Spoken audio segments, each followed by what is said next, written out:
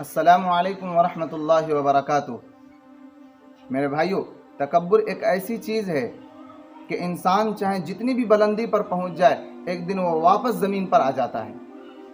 کیونکہ تکبر کے بارے میں آپ صلی اللہ علیہ وسلم نے فرمایا کہ جب انسان تکبر کرتا ہے تو یہ اللہ کو بالکل بھی پسند نہیں ہے، اور جب انسان اس دنیا سے جاتا ہے اور اس کے دل میں رائی کے دانے کے برابر بھی تکبر ہوگا تو اللہ رب العزت اسے جنت کے اندر داخل نہیں فرمائیں گے، کیونکہ یہ تکبر مخلوقات کے لیے نہیں ہے، بلکہ تکبر یہ صرف اللہ تعالیٰ کی ذات کو زیبا دیتا ہے۔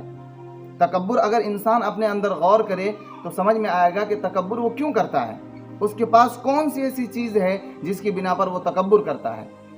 جب وہ پیدا ہوا تو اپنے ماں باپ کے ذریعہ ہوا، اس کی پرورش ہوئی اپنے ماں باپ کے ذریعہ ہوئی، وہ جوان ہوا تو اپنے ماں باپ کے ذریعہ ہوا، اسے نام ملا تو اپنے ماں باپ کے ذریعہ ملا، اسے شہرت ملی تو دنیا سے ملی، اسے علم ملا تو استاد سے ملا، اور اسے دولت ملی، اسے شہرت ملی، تو یہ تمام چیزیں دنیا سے ملی۔ پھر وہ تکبر کس چیز پر کرتا ہے؟ اس کے پاس ہے کیا چیز؟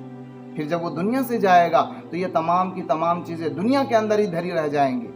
پھر انسان کے پاس جب کوئی چیز اپنی ہے ہی نہیں تو تکبر پھر کس بنیاد پر کرتا ہے؟ اور ایسا نہیں ہے کہ صرف تکبر مالداری کی وجہ سے ہوتا ہو، نہیں، بلکہ تکبر کبھی حسن کی وجہ سے ہوتا ہے، کبھی مالداری کی وجہ سے ہوتا ہے، کبھی تقوی کی وجہ سے ہوتا ہے، اور کبھی علم کی وجہ سے بھی تکبر ہوتا ہے۔ علم کی وجہ سے تکبر ہونے کا مطلب یہ ہے کہ انسان کے پاس جب علم آ جائے تو دوسروں کو وہ جاہل سمجھنے لگے۔ مالداری سے تکبر ہونے کا مطلب یہ ہے کہ جب اللہ تعالیٰ نے کسی کو مالداری عطا کر دی ہے تو وہ دوسرے کو غریب اور حقارت کی نگاہوں سے دیکھنے لگے۔ حسن کی وجہ سے تکبر کا مطلب ہے کہ آدمی کو اللہ تعالیٰ نے جب حسن اور خوبصورتی بخشی ہے، حسن اور خوبصورتی عطا فرمائی ہے، تو وہ دوسرے کو بدصورت سمجھنے لگے۔ اور تقوی سے یہ بات بہت ضروری ہے کہ آدمی تقوی کی وجہ سے بھی متکبر ہو جاتا ہے۔ تقوی کی وجہ سے تکبر کا مطلب یہ ہے کہ جب اللہ تعالیٰ کسی کو نماز کی توفیق دے دے یا کسی کو نیک کام کرنے کی توفیق دے دے تو دوسرے کو بے نمازی اور بے دین سمجھنے لگے۔ ایک بزرگ نے اپنے بیٹے کو تہجد میں اٹھایا۔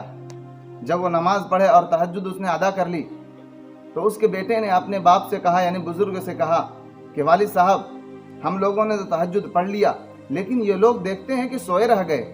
تب ان کے والد نے کہا کہ بیٹا، اگر تو نہ اٹھتا تو ہی اچھا تھا، کیونکہ تو تہجد تو پڑھ چکا ہے لیکن تیرے دل میں اس تہجد کی وجہ سے تکبر پیدا ہو گیا، اور تکبر جب کسی کے دل میں پیدا ہو جائے تو اس کی تمام نیکیاں ختم ہو جاتی ہیں۔ اللہ تعالیٰ سے دعا ہے کہ اللہ تعالیٰ ہم سب کو تکبر سے محفوظ فرمائے۔